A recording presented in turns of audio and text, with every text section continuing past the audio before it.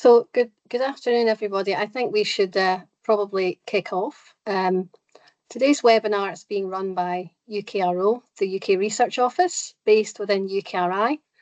And I'm Hazel Dalgard. I'm the UK's national contact point for the new European Bauhaus. And this is a funding initiative under Horizon Europe. So I'm delighted to welcome my colleagues here with me today. Luke Hutchins, who'll be assisting, and Dr. Georgina Drury, who is our acting director. So the overall aim of the webinar is to provide existing or prospective applicants from the UK to NEB projects with more information on what the new European Bauhaus is, how to apply to the calls, and we'll describe the calls which are now open. We'll also highlight two projects with UK involvement, which I think is crucial to develop an understanding of what Bauhaus allows you to do. So we'll just go through a few housekeeping rules before we begin. Just to let you know, the webinar is being recorded and the recording will be made available on the UKRI YouTube channel after the session. We'll share the link on the UKRO portal where you registered for today's event. Slides will also be shared. We'll have the chat and the Q&A functions running through the presentations. So please remember to use the Q&A to actually ask any questions. If questions are asked in the chat function, there's no guarantee that those will be picked up. We realise we might not be able to respond to every question today, so we will be giving you details of our mailbox for anything relating to NEB at the end of the day. If there are any technical issues, please use the chat function for that. I know that some of you might be actively trying to build your consortia as well, so you might like to introduce yourselves in the chat function. And we'll just go to the next slide. So as I said, we work in UKRO and we host UK national contact points for different parts of Horizon. This is quite broad-based, and we work within UKRI, we work with DSIT, Department for Science, Innovation, Technology. We go to the EU and make sure that UK's voice is heard, and then we help academics and institutions in the UK and others, specifically on NEB, to access the programme. So we run lots of webinars throughout the year. If you haven't heard of us, please go and have a look online here, and you never know, you might find something else that might also be of value to you. So I had this up at the beginning, but this is our rough agenda for today. We want to give loads of time over to NEB projects because in true NEB spirit, this is a bottom-up community-led initiative, although it pulls in many sectors and disciplines. So it's great to have Jenny Anderson here, and she is going to give us a presentation at the beginning on the NEB Desire project and her learnings and findings and experiences as she went along through the process. So any questions on that, please try and keep those specific to the Desire project. And if you have any generic questions on NEB, if you hold those back until the second half of the session. So in the second part, we're then drifting upwards towards a more strategic overview. So Sophia Vileger, the Oliviera Policy Officer for the Bauhaus, working at the Joint Research Centre in the European Commission, has very kindly agreed to come and give us the overview. And the facility launched earlier this year and really does give us a very good roadmap for the next 3 years. Then I will say something about the 2025 calls. And I'm trying to cram in an additional segment at the end, which is about the Bauhaus Bites project in Birmingham. So again, I'm giving you another UK example. And then we will both take Q&A. And if you're going to ask something about the facility, could you maybe flag that in the Q&A? And we can make sure that Sophia will pick that one up. And if it's about the 2025 calls, then it's me. So I'll do my best to reply. Lastly, because we like to give you good value for money, I have managed to get my colleague Cinzia to come along today, which is great. So she gets a chance to promote Mission Cities, which is kind of like a NEB adjacent part of Horizon Europe. It's very complementary, and there are some parallel NEB calls within the Mission Cities this year. So that's another chance, like a final chance, to see if there's anything that might be of interest to you. And then we're going to wrap up with any final questions. So I'm not quite sure how we're going to do this, because all I have been doing is I've been in the presenter mode up to now. Jenny, I'm going to have to turn to you now and ask you, how are we going to go forward with your presentation? Can everybody hear me? Yes. Okay, can everyone see me okay? Because I can't see everyone on the call today. I'm going to make an attempt to share some slides that I prepared earlier, but unfortunately I have a brand new MacBook Pro after my lovely Maine Coon cat jumped on my old one last week and smashed it to smithereens. And for some reason, it is not helping me to share my slides at all. So I have put into the chat a link to the Desire website, which you could click on and have a look at while I'm talking you through our involvement in the project, which might help. And there's also a link to our own website, Really Regenerative, and a page which documents our involvement in the Desire project. So what I'll try to do in absence of my slides is share with you a little bit about what our experience was of participating in the programme. So Desire was a 2-year project. It convened 22 different organisations together. You can see all of us gathered there together if you're on the homepage of the Desire website at our final gathering, which was held in Copenhagen. So one of the first things that I would say about bringing a 20 organisation consortium together is that there was a core group of organisations, about 6 to 7 organisations, that came together almost 18 months before our submission was made. That gave that group really plenty of time to work together to create an outstanding proposal. And I can't emphasize enough how important that time period was to develop something which, for a group that was coming together and making its very first Horizon application, to have that time to really work on a fantastic creative project was really important. And the next series of calls are for submission in November. So I would encourage you to really build your consortium as early as you possibly can. So Desire's mission, if you like, was to participate in the new European Bauhaus aim of delivering a new vision for the built environment by designing products, services, experiences, and systems to be irresistible. We aimed for a future where sustainability and urban transformation became so attractive that it barely seemed like a choice. And I'd also say that when we started with that title and with that mission, that was very attractive to the new European Bauhaus. But we probably didn't realise the challenge that we had set up for ourselves by creating that project title and working through that in a very short 2-year period of time. So there were 3 main objectives that we were trying to design into our project. So to create a learning environment with some really identifiable values, principles, and approaches, and realise that in the spirit of the original Bauhaus school, and to deliver lighthouse demonstrators for local impact to manifest the new European Bauhaus values through learnings from 8 different territorial transformation sites, covering multiple themes, geographies, and scales.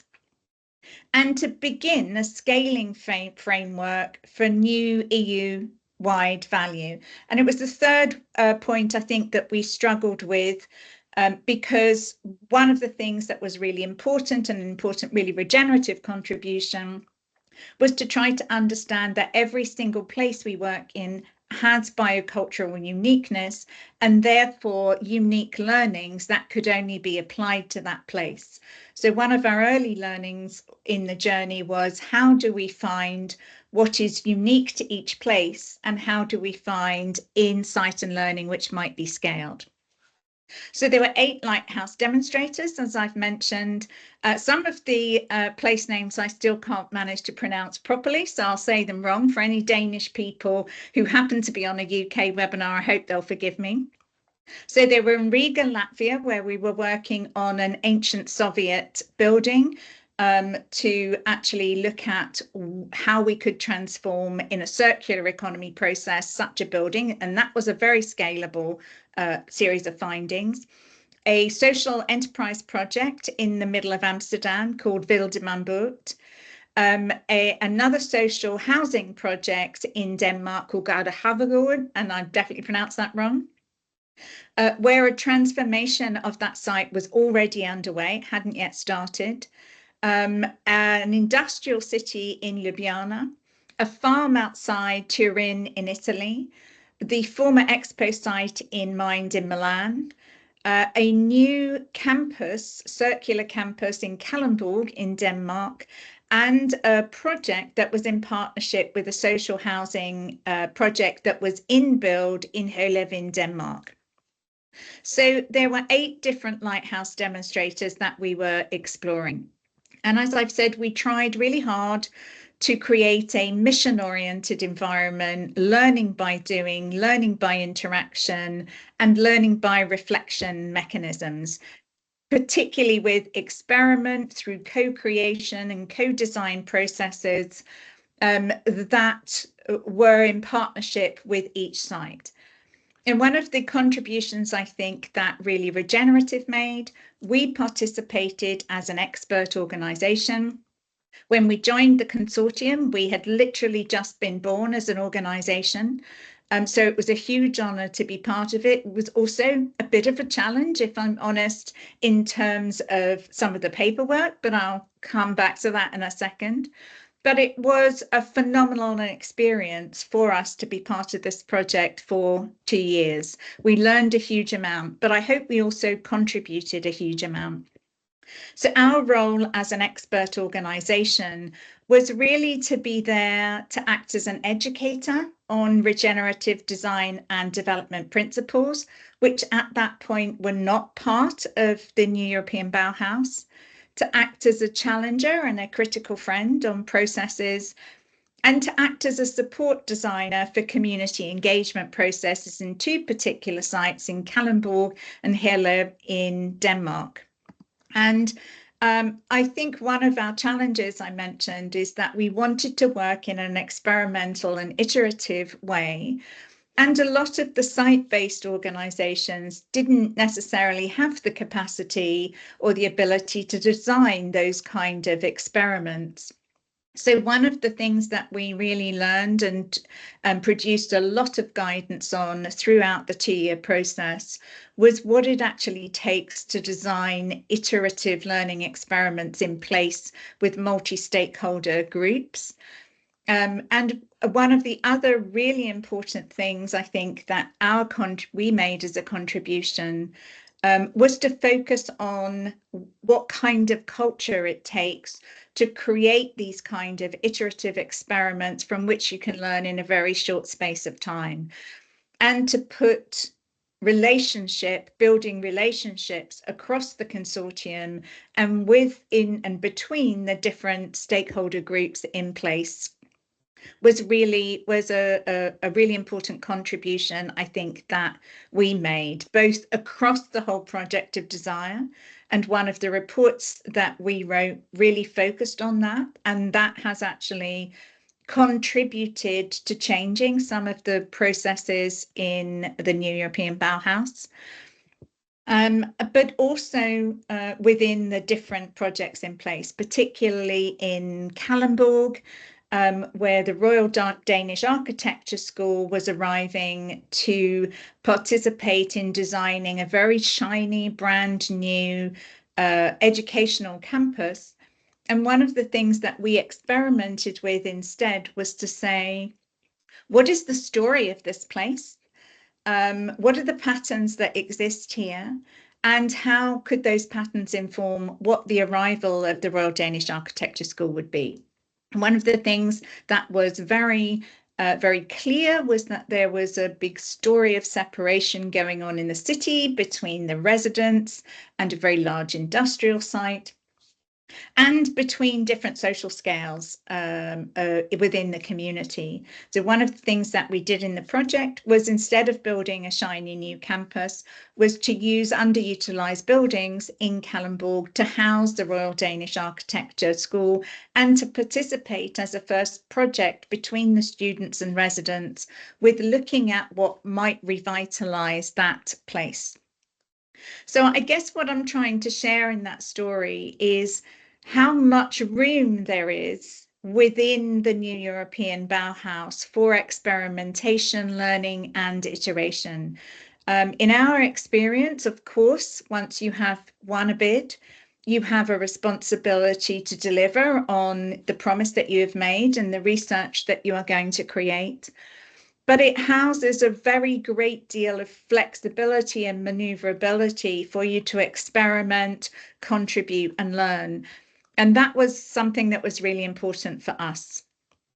So many of our outputs on the website that you can find are now in the form of a digital learning hub. So at the end of 2 years, we combined all of our learning together and created a series of different tools and materials and reports that we thought would help municipalities, creative organizations, community projects to really utilize their work within the construction sector and within the urban built environment to use the values that we experimented with as a basis for taking a very different approach to how you would develop built environment projects.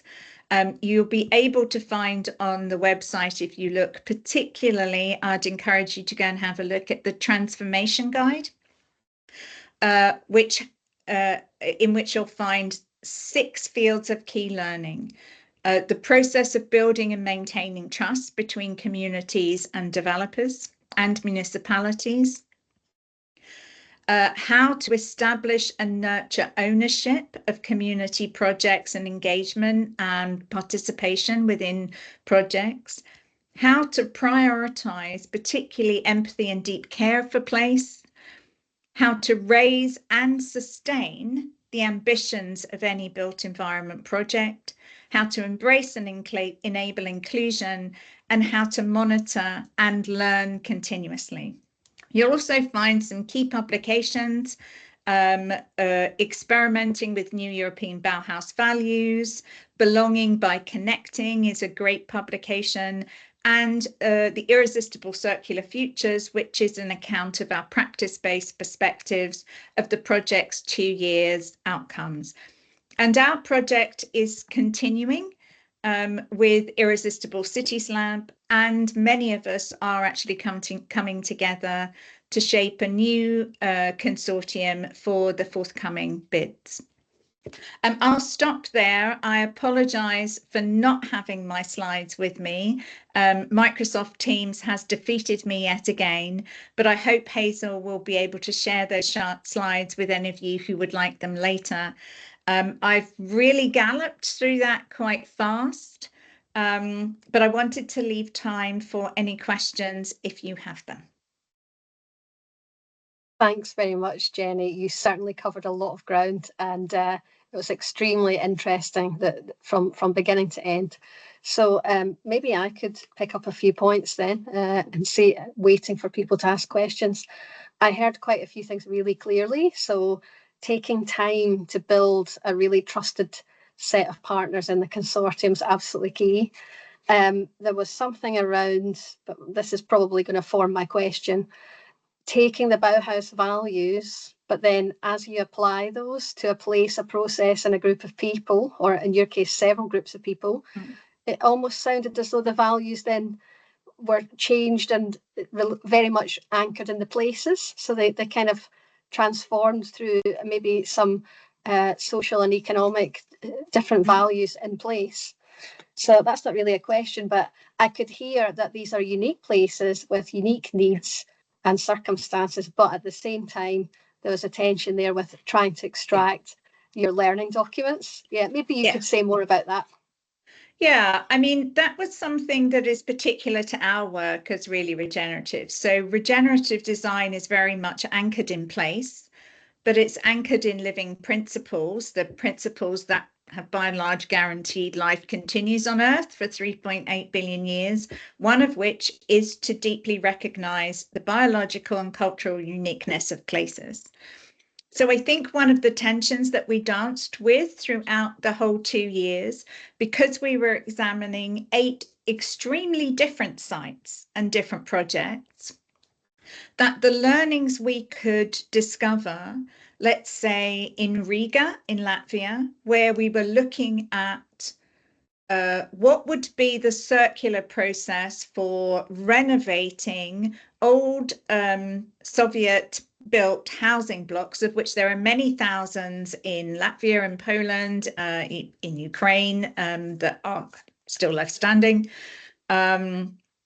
So there was a potential for scale in learning from that particular project, but in others, the social conditions for social housing in a suburb of Copenhagen were very different from the relationship that a small farm designed for ecological learning for communities coming outside of Turin would be. So it took us quite a while in collaboration with Politecnico, who was a university that was with us, to work out how we would shape our learnings that were unique in each place and those which could be scalable, which was what the new European Bauhaus guidelines were really looking for. So yeah, that was one of the challenges that we had to navigate a bit. And that I irritatingly pushed very hard to focus on, because I think scaling isn't always the most desirable economic output. Sometimes we have to recognize cultural uniqueness, the degree to which any built environment industry is already enabled to create transformation. And that's different in every country. I really did find your example about the Royal Danish Architecture School very enlightening. I'm sure people will have lots of examples of parallels of that one. So thank you for sharing that. Are there any final questions or comments? I don't see any questions appearing in the chat presently. I'm not as fierce as I sound or as fast as I sound. I hope I haven't bamboozled you all so that you have no questions to ask. But I can put my contact details in the chat for any of you who feel you might like to ask a question, but haven't yet shaped it, or don't particularly want to come on camera and ask it. If you'd like to email me, you'd be very welcome. Okay, that is fantastic. And I can share the slide pack, which you very helpfully prepared, because it really does go from the beginning to the end of the project. So I can share that with attendees. So feel free to stay, Jenny, until you have to go. Or if you need to go now, that's absolutely fine with us. So we are moving on our programme. And now we are going to speak with Sophia Vileger de Oliviera, and she is a policy officer in the coordination unit of NEB, so right at the epicentre of developments here with the European Commission. And she contributes to the development and drafting of calls under the NEB facility. And this is the dedicated multi-annual funding instrument for the period 2025 to 2027. So she has an interdisciplinary background and is looking at how to leverage business, circular economy, design and architecture to address social and environmental issues in the context of NEB. So this is a very useful framing presentation, I think, for us today, because we'll be getting an overview of the NEB facility and its roadmap which, as I said before, it kind of gives us that strategic envelope, what we can expect coming through in 2025 to 2027, with the caveat that we have the public calls published for 2025, that the calls have not issued yet, obviously, for 26 and 27. So give the floor to you then, Sophia, and I will try to share your slides from here, and you can certainly ask me to move along. Just trying to find them. Thank you very much. Thank you for sharing the slides, as I had some issues before. I think they're coming up soon, but yeah, I'd like to start by thanking Jenny as well for this very inspiring introduction. It's really great to hear how the European Bauhaus, the NEB, as we call it, is being implemented and explored on the ground, especially yeah, listening closely to the specific local needs and then tailoring projects and solutions to that, because that's very much part of the NEB spirit and the NEB values, yeah, as it was created from the start. And I'm very happy to be here. As Hazel mentioned, I'm working in the European Bauhaus unit within the Joint Research Centre, the Commission, which is the the Science and Knowledge Service responsible for coordinating and implementing the European Bauhaus within the Commission. And yeah, today I'd like to just give you a brief introduction to the European Bauhaus, very briefly where we come from and where we are now. And then I'd like to focus on the NEB facility, as Hazel mentioned, which is our dedicated funding tool for the European Bauhaus for the period between 2025 and 2027. And then I'll finish by briefly introducing the funding opportunities for this year, for 2025, which are currently open under the Horizon Europe program. Hazel, how are you doing with the slides? I can't see them yet. Can you not see anything? No, I can't. At least not me, no. Okay, we can see your OneDrive, Hazel. Yeah. Ooh, that's very strange. Let me close some things down then, sorry. No worries. I'm going to close that. I have no idea what you can actually see. Right now we can't see anything. Okay, right. You stopped Hang on sharing. 1 second.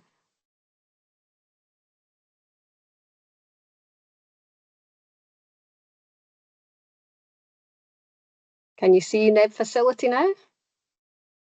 Yes, perfect. Oh, thank goodness. Okay. Thank you so much. And you can already go on to the next slide, please. Sorry about that. Okay. Yes, that's great. Yeah, so very briefly, I'm sure all of you have heard about the European Bauhaus, but in case some of you might not be that familiar with the initiative, it was launched in 2021 to translate the European Green Deal into tangible change on the ground. And the whole idea behind the initiative is to transform the challenges of the green transition into opportunities to design solutions that combine the three European Bauhaus values, which are sustainability, inclusion, and beauty, or togetherness, as we call it.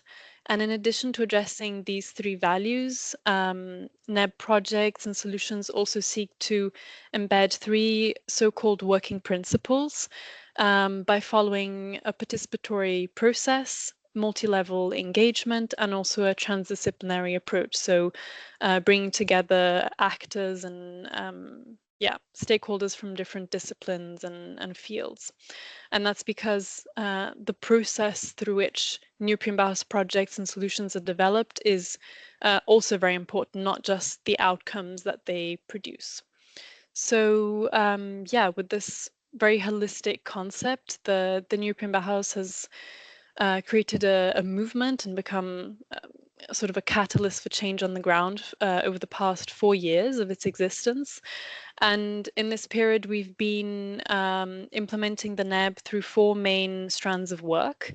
The first one is guidance and tools, which we create and offer to facilitate the implementation of the NEB values and working principles. So for example, some of you might have already seen the NEB Compass, which is a guiding framework to understand and apply these 3 NEB values and working principles in concrete projects. And this compass establishes 3 cumulative levels of ambition for each value and working principle. So you can see more details in the document, and I'm happy to share the link later on in the chat. And we also have other tools such as NEB investment guidelines, which are a practical guide on how to apply these values and working principles, and also offer investors an overview of how and why the NEB can create value for them and their stakeholders. Then we also, we are constantly co-creating the NEB initiative with the NEB community, which now has over 1,500 members. And this community, facilitates the exchange of knowledge and experiences between the very diverse members. We also work on raising awareness about the NEB and mobilizing actors through communication activities such as the European Bauhaus Festival, which happens every 2 years. It will happen again next year. So we're looking forward to that. And then we also have the funding strand, which is where I'm more involved in. And that's where we try to integrate the NEB in EU policies and framework. So for example, between 2021 and 2024, 9 different EU programs were mobilized to support the NEB. So as the NEB has grown and gained quite a lot of traction in the last 4 years, we've had to also adapt the tools to continue further supporting the initiative. And that's why the European Bauhaus facility was created in response to this, and as the initiative's dedicated funding tool. And it allows to give a more coherent and comprehensive framework for NEB calls for proposals. So we can go over to the next slide and the next one again, please. Perfect. Thank you. So I'd just like to give you a very overarching overview of what the NEB facility is. So its main goal is to revitalize neighborhoods by using design for sustainability and inclusion. And it focuses on the scale of neighborhoods because neighborhoods are they're seen as people's immediate living environment. So change at this level can be directly felt by them and has an impact on their daily life. We have a document called the European Bauhaus Facility Roadmap, which is a document that explains the NEB facility and guides its implementation from 2025 to 2027. This roadmap explains that the NEB facility has 3 main objectives. The first one is transforming places with communities. So here we're looking not only at the transformation of physical places, but also people's relationships with them. Then the second objective is looking at supporting innovation, especially in the construction ecosystem. And the third one is about enabling change by fostering the conditions to deliver on the other 2 objectives. So mainly looking at innovative funding and business models here. And the NEB facility seeks to deliver on these 3 objectives by being structured into 2 different components. The research and innovation component, so the R&I component, which you can see in blue on the slide, focuses on fundamental research, testing and demonstration, and it's funded through the Horizon Europe funding program. And it has an indicative budget of around 120 million euros per year. And then we have the rollout component, which you can see in green, which facilitates more the uptake for the development and deployment of new knowledge, methods, and approaches which are developed in the R&I component, but also beyond, so meaning other EU actions under the initiative. And the rollout component leverages a similar level of funding of around 120 million per year through other EU funding programs, and also with support from national funding through private but also public sources. So if you'd like to read up on more details on this, I encourage you to look at the NEB facility roadmap. I can also link it in the chat later on. And yeah, it was published in March this year and really explains how the tool will be implemented for the next 3 years. And in the roadmap, it also outlines how the RNI and rollout component fit together and will join to deliver on the 3 objectives. So that's what I'd like to explain in the next few slides. So talking first about the objective 1 on the next slide. Under objective 1, the RNI component focuses on connecting the green transformation with social inclusion and local democracy by exploring the drivers for citizens to lead the green transformation of their neighborhoods. And then the rollout component focuses on fostering sustainable living and community empowerment by developing and scaling up NEB solutions for the social and also physical transformation of neighborhoods.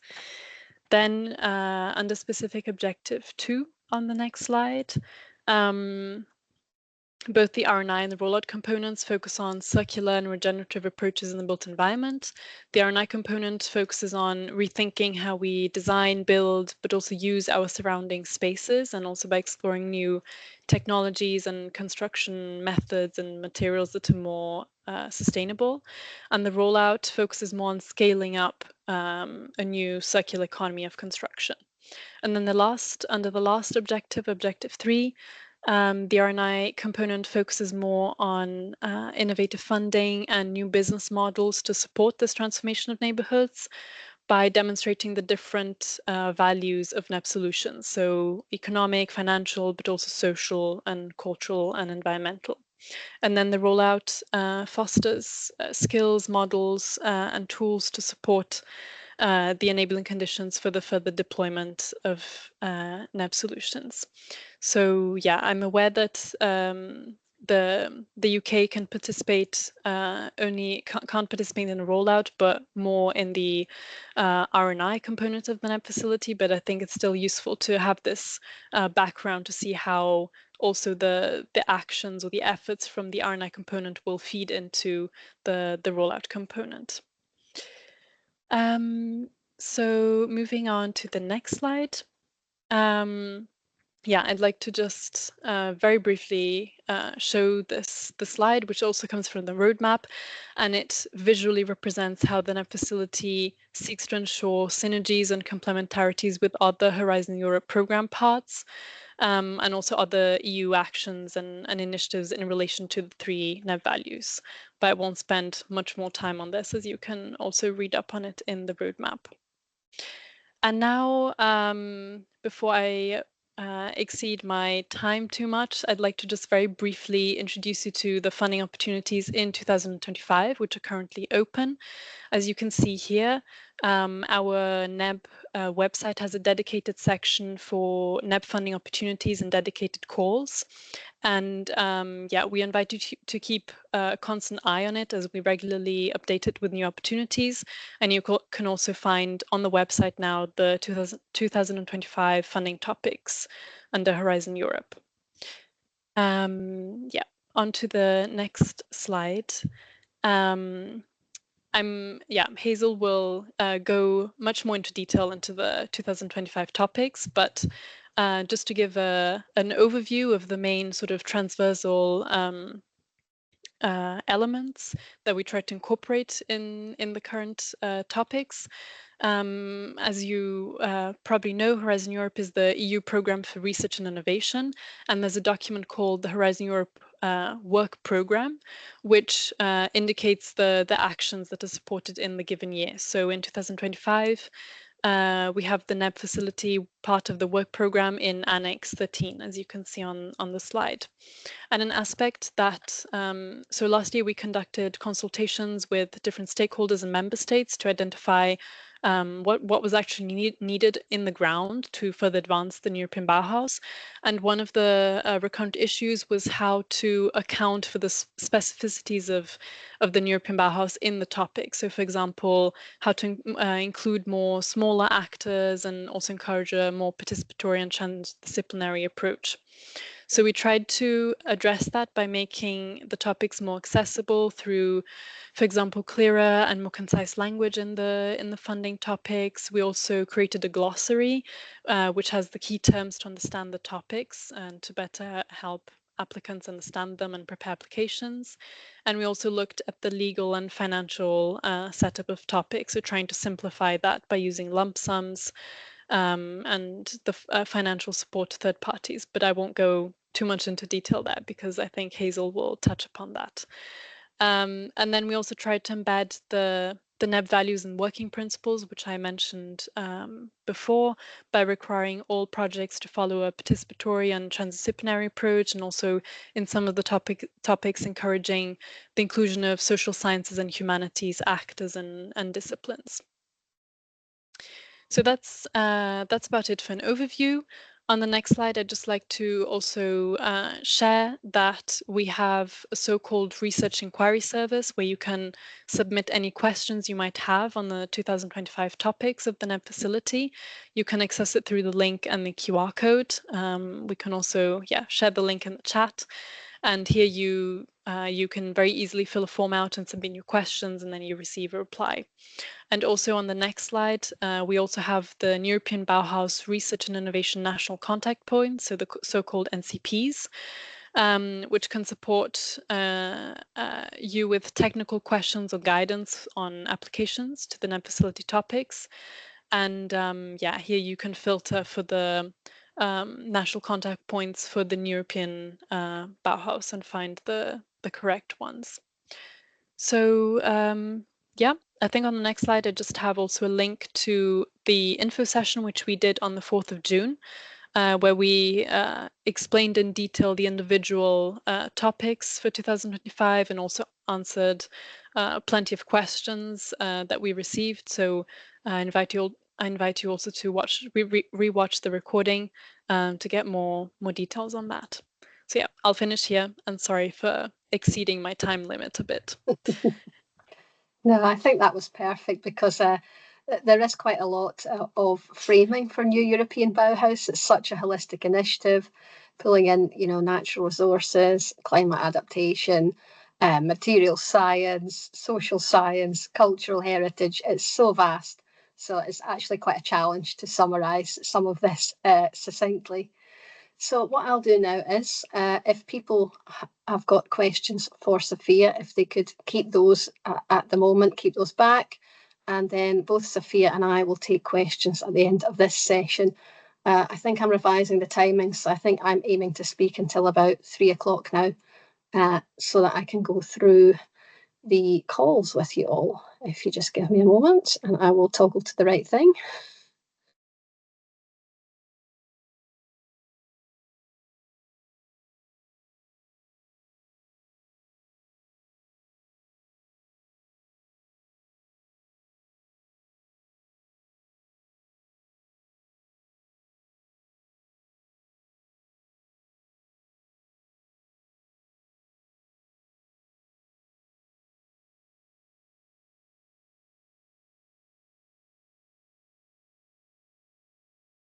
Okay, so we're now going to set off on a journey through some of the NEB funding calls in 2025. And we've heard quite a lot of background already, but I'd just like to summarise it a little bit here. So the NEB aims to accelerate the transformation of neighbourhoods through sustainable, inclusive and aesthetically appealing design. And it aims to co-create solutions directly with communities, increasing ownership of the green transition. So this really is quite a fresh, original and unique platform. And it does appeal to many different disciplines because it's designed to do so. So it could be architects, planners, researchers, it could be chief research officers and so on in companies, people who are working at innovative SMEs, community groups, social enterprise, charities, local authorities and other public bodies. So I really do hope that we're beginning to bring that community together, perhaps even today on this call. And beyond winning the funding for projects, there are many benefits of becoming involved with European and global collaboration, including access to complementary expertise that you perhaps can't access at home. If you're a researcher, you can certainly increase your research impact and networks. You can network and attract talent perhaps into your own team. And for companies, you have access to market and the ability to influence future standards and regulations, which is quite good. For communities, I think, having listened to some of the presentations already, we can see that there are solutions out there in terms of how to take communities through these processes, but then for every community, it's going to be unique. So this really does offer a platform for learning and sharing and taking the whole agenda forward together. I want to go one step back for a couple of slides, which is to think about where NEB originates from. And so NEB is part of a bigger programme called Horizon Europe. The UK fully associated to Horizon Europe on the 1st of January 2024.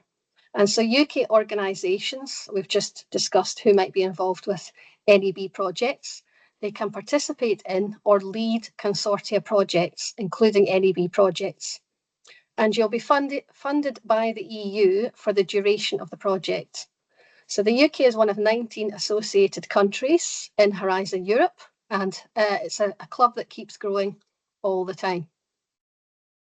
We're not going to spend too long on this slide because it's very easy to get sort of bogged down in the detail of Horizon Europe. It is a vast programme. You can see the funding amounts in euros there labelled round the edges. So Horizon Europe is really the platform for research and innovation, which is going to deliver under various strands of EU policy across all areas. But we do see in Pillar 2, very helpfully, some key challenges which have been set out. And the whole of Horizon Europe is informed by the Sustainable Development Goals. So as I said, under Pillar 2, we saw these large challenges. And to complement what was going on in Pillar 2, around about 2019, the Commission decided it would have some more cross-cutting opportunities as well. And so these were named missions. And you can see there from looking left to right, 4 out of the 5 missions at that time related to climate change, adaptation, mitigation, and so on. And the idea with missions is to tackle major societal challenges, combining research, innovation, and citizen engagement. But they wanted specific and targeted goals that they had to realise by 2030. And so NEB was first discussed as a mission. But to my mind, and apologies to Sophia if this is not going in the right direction, but to my mind, it has become something like a mission of missions, because it does support the 4 missions that you see listed above. And as I say, it contributes both to climate adaptation and mitigation. So now we're getting to the meat of NEB. We're going to start diving into the specific call topics, but let's just take a moment to orient ourselves again around this NEB compass. We heard Jenny very forcefully and positively talking about the values of NEB. So these are the 3 core values, and you can see them set out in this compass diagram on the left. Beautiful means aesthetically pleasing, a high quality of living environment, beyond mere functionality. We've all done it. We've gone into a building and gone, no, I don't want to be in this space. You know, this is about paying attention to the cultural context that the building or common space is present in. And it's about somebody's lived experience when they're actually in that building.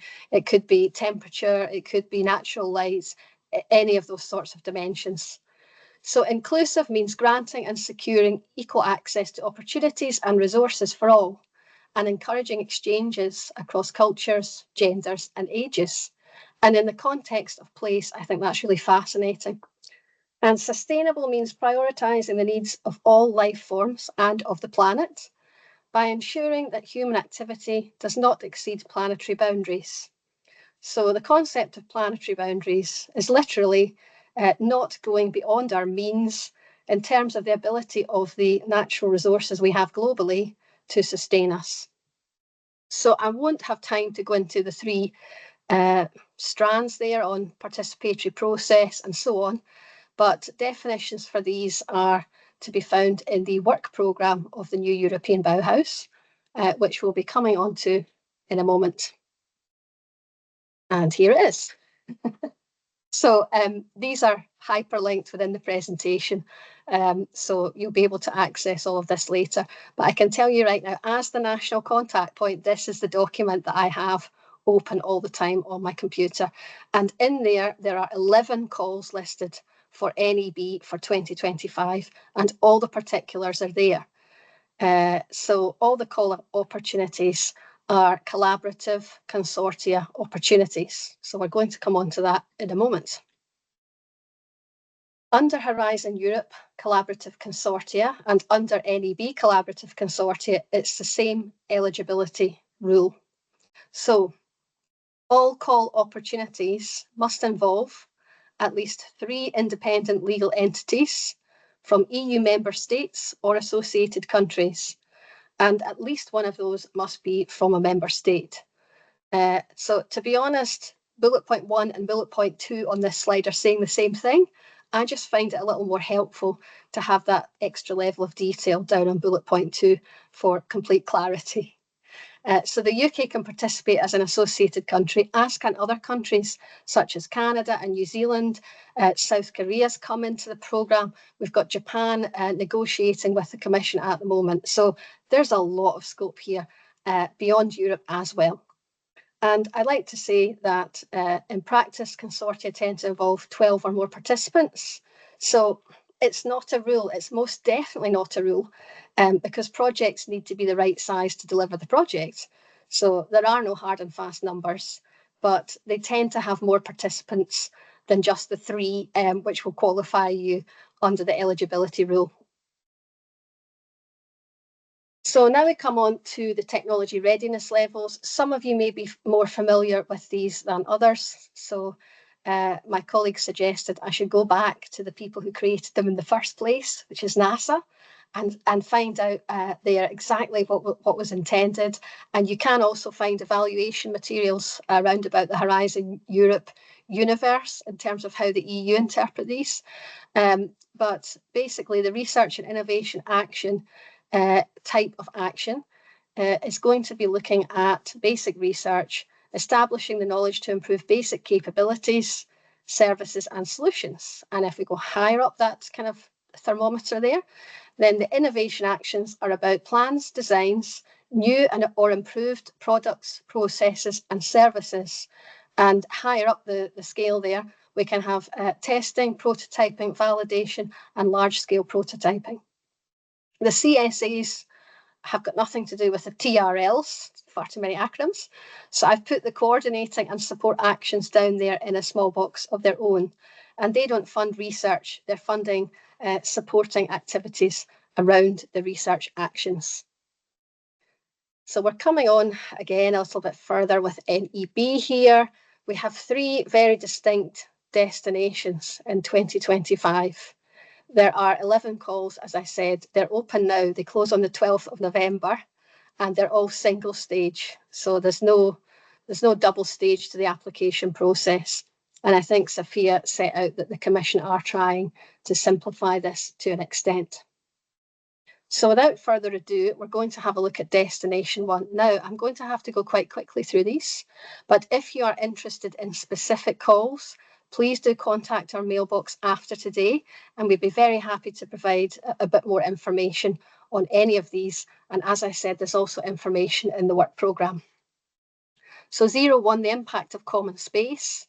This project topic seeks better knowledge on how redevelopment of common spaces affects social relations in neighbourhoods. And it is requiring at least 3 projects in at least 3 member states or associated countries. 02, looking at the social fabric for the green transition.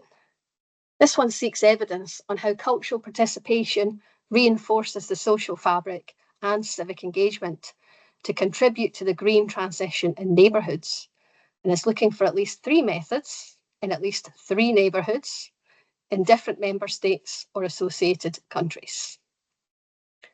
Number 3, this is intriguing, this one. So street furniture is meant as bus shelters, benches, lampposts, anything that's kind of in the public realm, but is part of walking along the street. And so this one is going to accessibility, safety and comfort.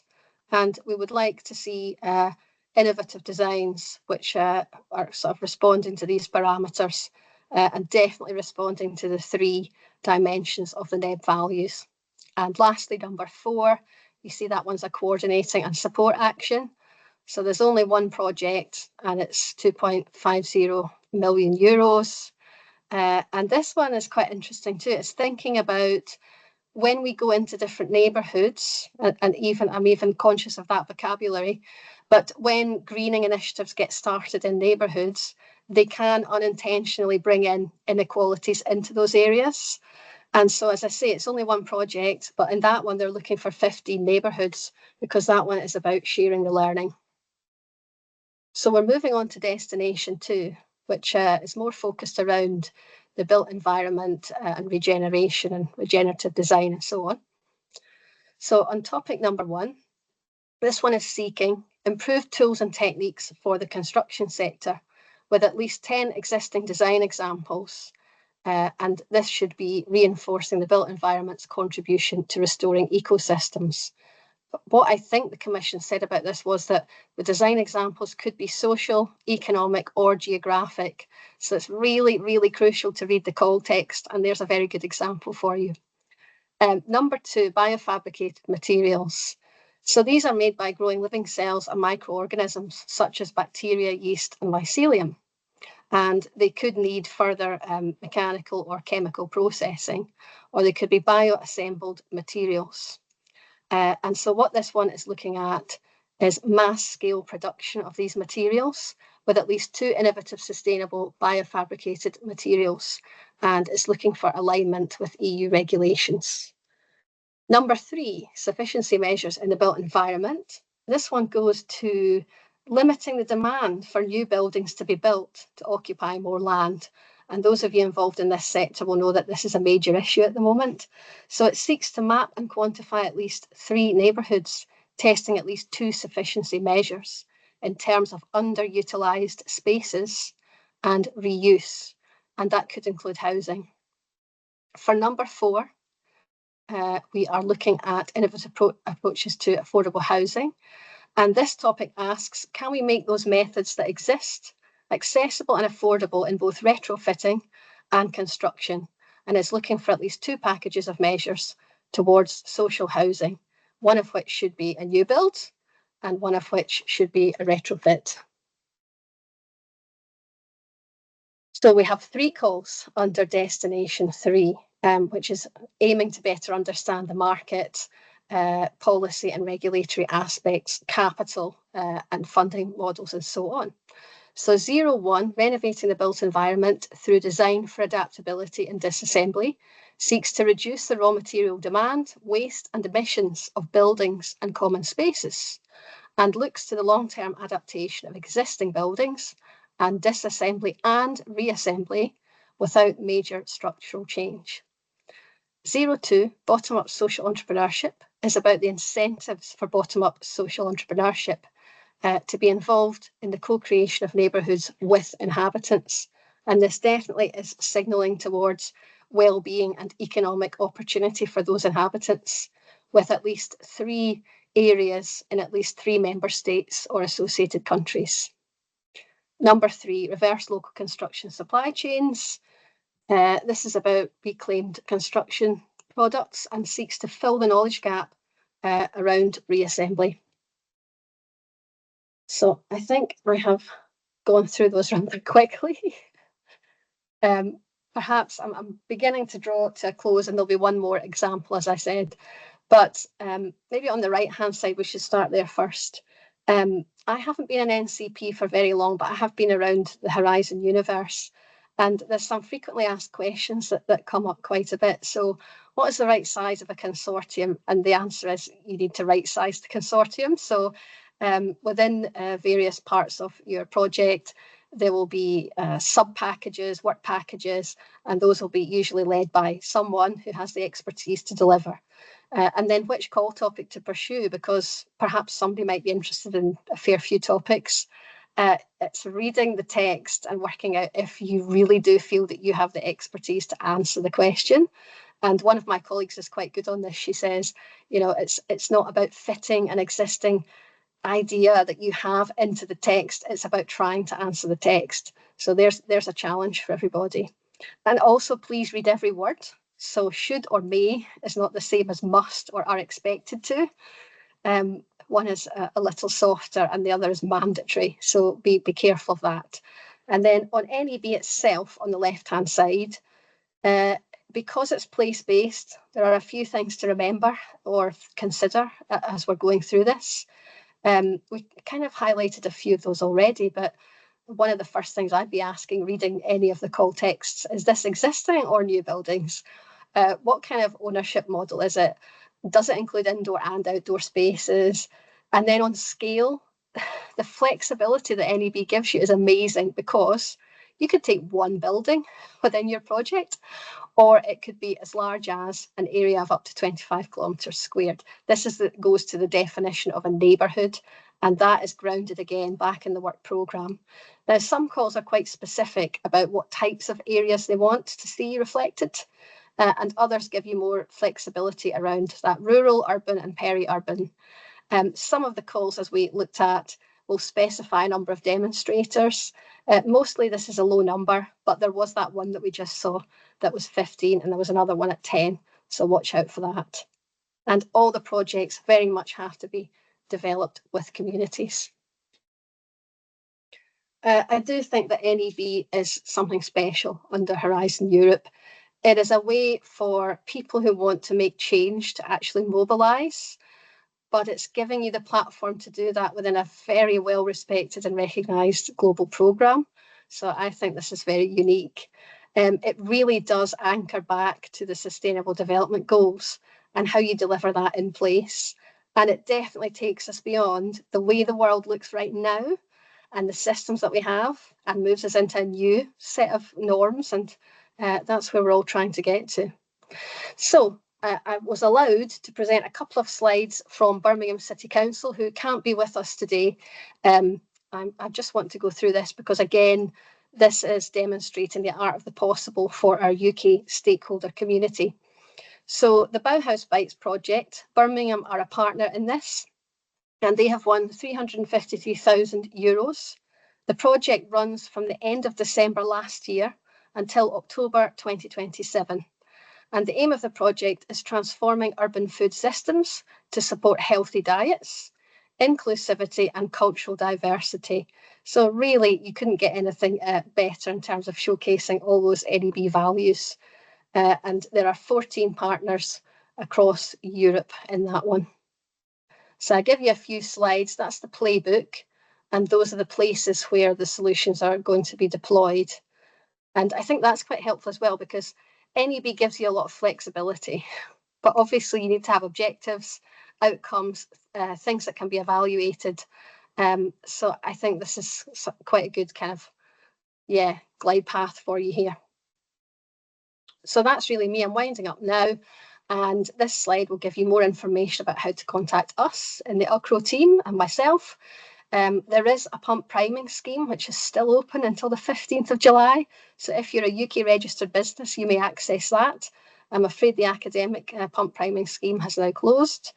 And then we're moving on to European information. Now, there's a lot of information out there. So I have just highlighted a few things which I think are useful. And on the left-hand side, you've got the calls for the work programme 2025 and the open calls page. And then on the right-hand side in red, the info days is really good viewing because a lot of questions come up. So it's not only the presentation, it's also the responses to, practical questions as well. So with that, I guess I'm coming back into the room to see if anyone's still here and if there are any questions. So we've kept an eye on the Q&A. Nobody's actually submitted any questions yet, but if the raise hand function is available, I don't know if there might be any. Well, I could ask Sophia a question actually. If are you ready, Sophia? Sure. Yeah, okay, I'll start then, and then we have Alice who's raised her hand. So I find the connection between the R&I component and the rollout component quite fascinating. So obviously the UK is not a part of the rollout component, but as these projects develop through the R&I section, we get the impacts from those, the toolkits and so on. How do you envisage that coming to fruition under the rollout component? And then what do you think the UK can learn from that? Yeah, so how the R&I and the rollout components are sort of interlinked with each other is that the idea is that the R&I component sort of, fosters more the fundamental research and the knowledge creation in different areas related to the European Bauhaus, and that the rollout component then takes this new knowledge, but also the methods and approaches that are developed under the R&I component further development and develop them and deploy them. But also the idea is that the rollout component takes methods and knowledge beyond the R&I component only. So also from other EU actions under the NEB initiative.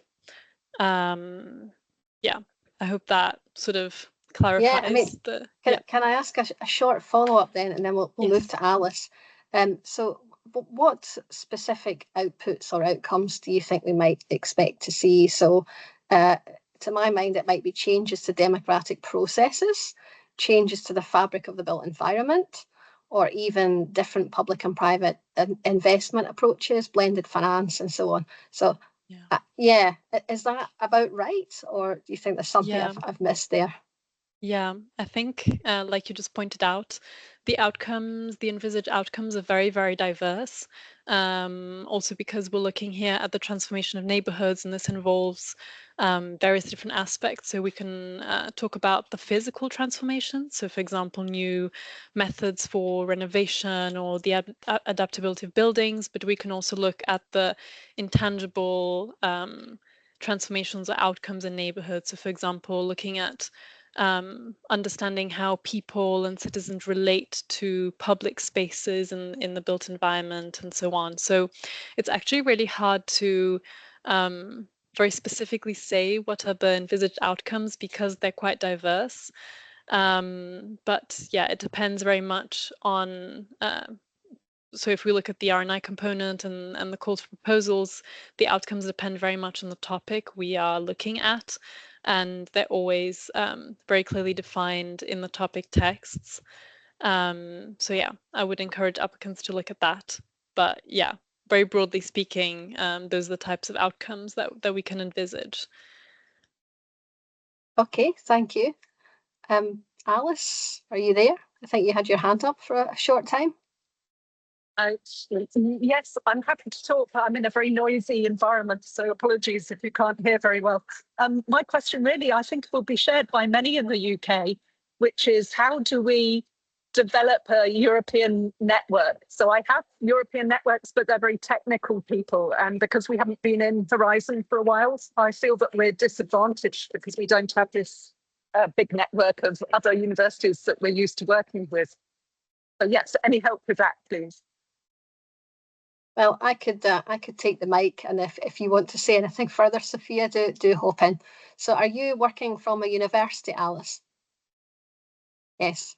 Yes. I think there are some nice platforms on the NEB website itself. There's a section called the NEB dashboard, and that will navigate you quite swiftly to existing projects. You can also go and take a look on Cordis. I don't know if you've heard of Cordis. We can send all of this afterwards, so don't feel you have to remember everything. Cordis, you can query that website and that will pull out specific projects and you'll be able to see all the partners on the projects. But to go back to the NEB website itself, I think the Commission is really trying to develop the NEB community itself, because I think the Commission understands that there's so many diverse actors, and it's actually even harder for people to find each other. But maybe at that point, Sophia, if there's anything else you feel you want to say. Yeah, exactly. I think the European Bauhaus community is quite special in that regard. And if you go onto the NEB website, we also have a list of all the NEB partners and friends, which, yeah, are basically the members of the community. And while this is not necessarily a tool to search for partners as such, it is a way to find perhaps like-minded organizations and yeah, stakeholders that are already involved in the NEB and that might have yeah, common interests. And also in the funding and tenders portal, where you can see the individual topics, on the web page for each topic, there's also a partner search function. So if there's a specific topic you're interested in, you can click on that topic webpage and then scroll down and you'll see the partner search, where yeah, interested organizations can express their interest in finding partners for that specific topic. So that might be also a way to, yeah, to find partners. Okay, thank you. There aren't any sort of European networking events that we can be there face to face, or even online networking events for the NEB? Because that would be really helpful. Yeah, there was a brokerage day, but that's just been and gone. That was on the 5th of June. And sometimes the Commission do in-person brokerage. This was a virtual brokerage. And it was quite nicely set up, because before you could even register, you had to be very clear about what you were bringing and what you were asking for, which I think is probably a good way to set these things up. So at the moment, there's nothing planned.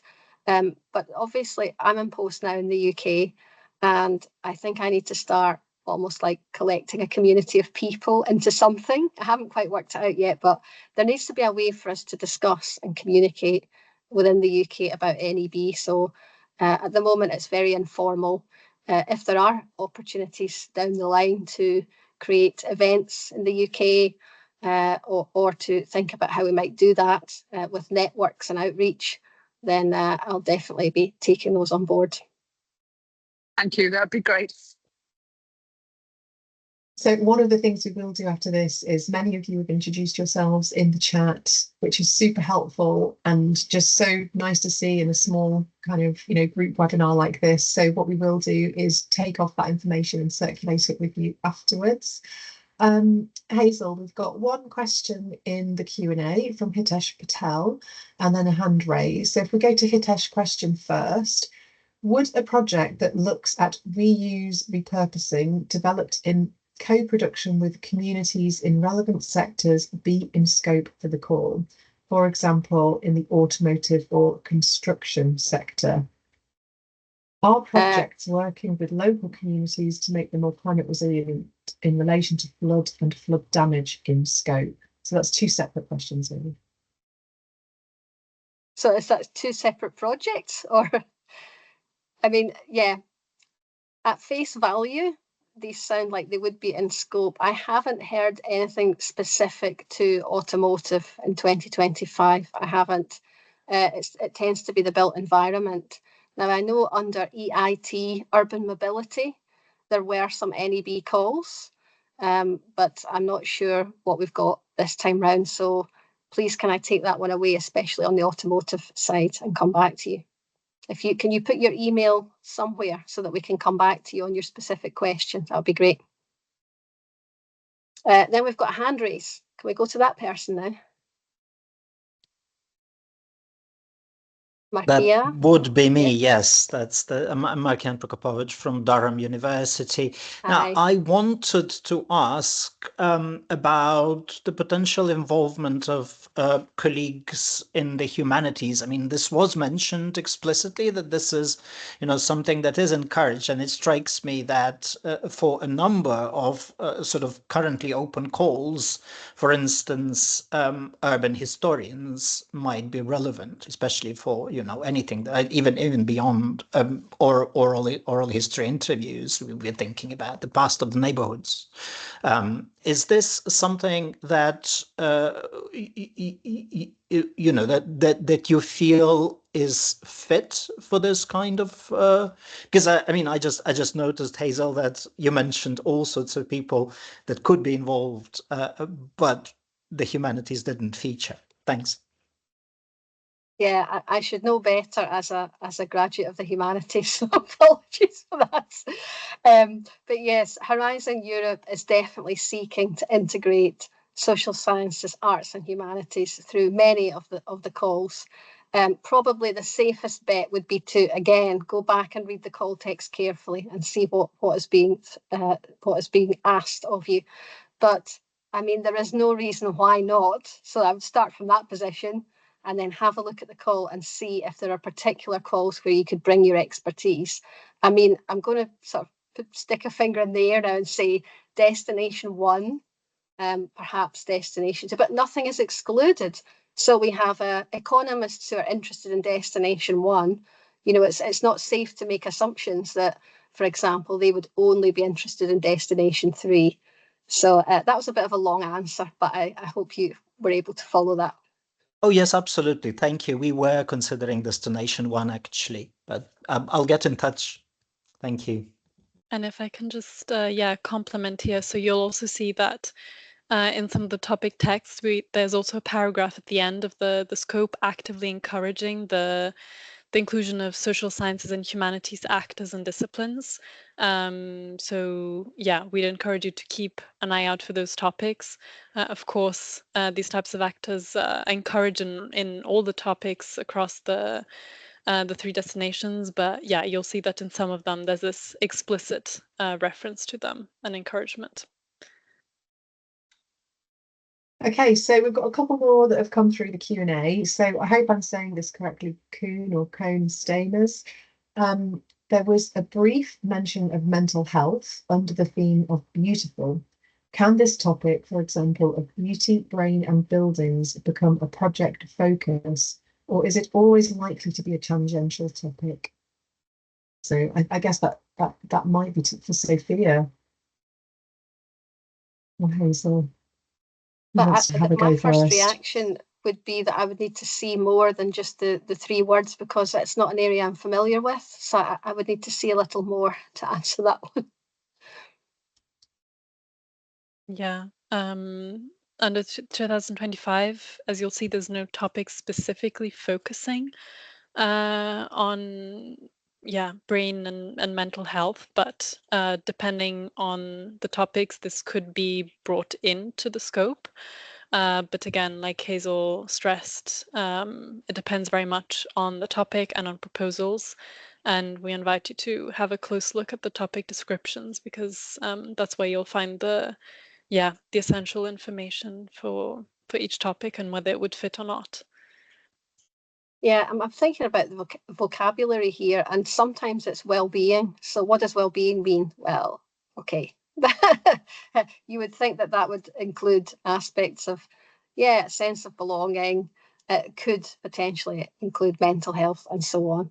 And when we think about being out in nature, then one of the benefits we're always told about is mental health. So please, we always caveat it and say, go and read the call text. But if you did want to speak about that separately, our door is open. So I invite anyone on the call to contact me afterwards if there's something quite specific.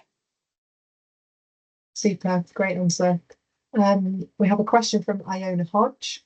At the end of the Clean Heat Neighbourhood session at All Energy, you kindly drew attention to this funding. Can you give examples of a practical way that a community heat project for a local neighbourhood could fit with this NEB support eligibility?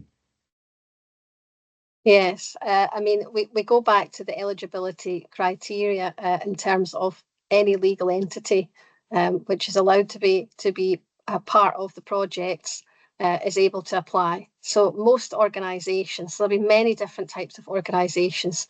It could be a public sector body in that context, or it could be some kind of a community organisation. I think probably I'd be looking at innovation actions. It depends how far along the chain you are. If it's literally, you know, retrofitting a new boiler or something like that, you would probably be at that end of the technology readiness level. So you would probably have to look towards the innovation actions. And this might be around about destination too. But again, I don't want to commit to that. So if you would email me something after this, I'd be very happy to look at that further. Super. Right, conscious of time, we have Cinzia with us for the final slide. So Cinzia, are you able to share your slides and unmute? I am. Super. Fantastic. Like I give you a brief hello introduction, everybody. Or oh yes, please. Sorry. Yes. So Cinzia is my colleague who's working on the climate part of Cluster 5, because Cluster 5 is a massive part of Horizon Europe, which covers climate, energy and mobility. And so Cinzia works specifically on the cities and climate adaptation missions. Her background is in forestry, environment and international relations, research and innovation, funding policy and strategy. So she is going to take us through some aspects of the Cities Mission Work Programme in 2025 and some of the ways that that overlaps with the new European Bauhaus. Okay, Cinzia? Yep, okay. Conscious of time, I'm gonna run through. Let me just share with you. You're the first person who's actually worked for today, so congratulations. Okay, that's really good. Let me see, just a tongue up if you can see the presentation mode. Can you? Yeah. Good, brilliant. Okay, so thanks for presentation and thanks for inviting me. So on top of leading on the two missions that, as I said, I lead on the climate part of Cluster 5. So I'm going to put my contact at the end if you want to contact me. So just to say, as you know, there are 5 missions that see under Pillar 2. This mission were a new element launch 2021, were not existing on the Horizon 2020. They have an implementation plan. There are 5 missions, 2 of them, as I said, I lead on that. We're talking about the smart city mission because it has a lot of overlaps with the new European Bauhaus. And you're going to see those overlaps were spelled on the work program 26-27.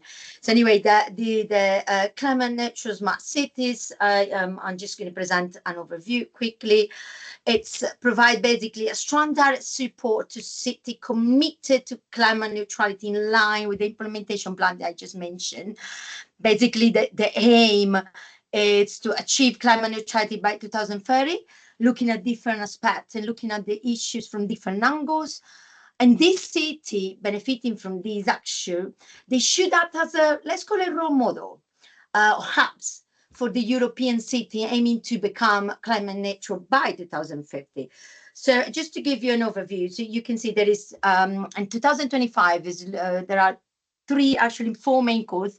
3 are all on smart cities, and 1 is a joint call with the council mission. So the 3 calls are around circularity and industrial sites, for example, and or like combining the innovative and AI-based solution with urban planning and management. As you can see, they're looking at different aspects of the road towards neutrality. The 3rd call, it's about boosting the transformation towards climate neutral city through like promoting a net zero economy. In this case, the pre-commercial procurement is not about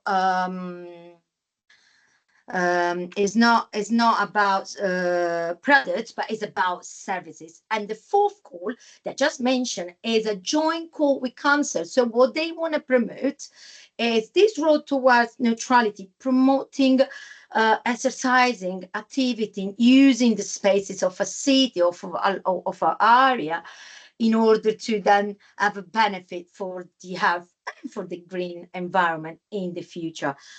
I want to give you a quick overview of what's going to happen 26-27 and where the Obviously, there are, as I said, the overlaps in the work program 25-26.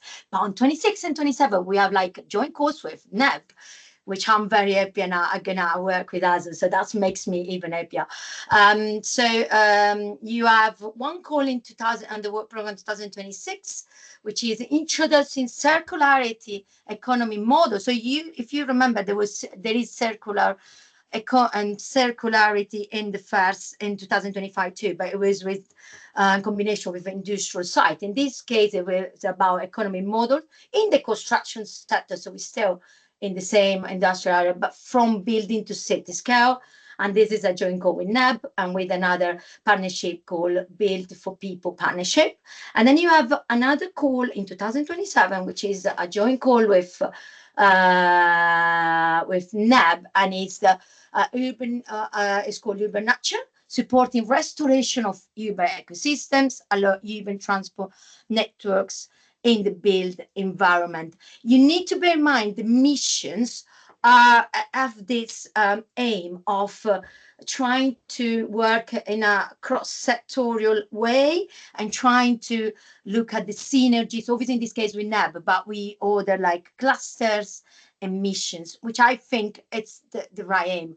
Obviously still the problem of oversubscription, although we can work towards that, and I'm sure Hazel and we can support you in trying to seize the opportunity that this mission and NEB can give to you. I want to thank you for listening. Conscious of time, I'm very happy to be reached out and reply to any answer to any question that you have, and I don't have the time today. These are my contact, and I'm going to share the slide. Actually, I did already with Hazel, and I'm sure Hazel is going to share the slide with you. Thank you very much. Thank you, Cinzia. I can't believe you managed to cover. Yeah, you covered a lot of ground in that time. I don't see any questions emerging in the chat at the moment. Perhaps I'm not looking in the right place. Sorry, the Q&A. Are there any final questions from anyone on the call today? You have all of our contact details. We've sent loads of websites information to you, but I'm aware that sometimes getting that navigation from a human being is actually quite useful as well. So thank you very much. Let me put my contact here in the chat too, you know, before, because the chat's going to stay anyway. So yeah. I don't see any final questions, but I just wanted to thank the speakers for their participation today, for creating such a nice rounded session with me, and just to mark this moment that this is the first time we've had a UK NEB webinar. So let's hope it's the start of going on to have loads more engagement around these calls. So we look forward to engaging with you further in 2025 and in the coming rounds. And if you're going to apply, we do wish you all the best of luck with your proposals. So with that, I will be closing the session. Thanks everybody for your participation today. Thank you. Thank you for organising. Bye. Bye.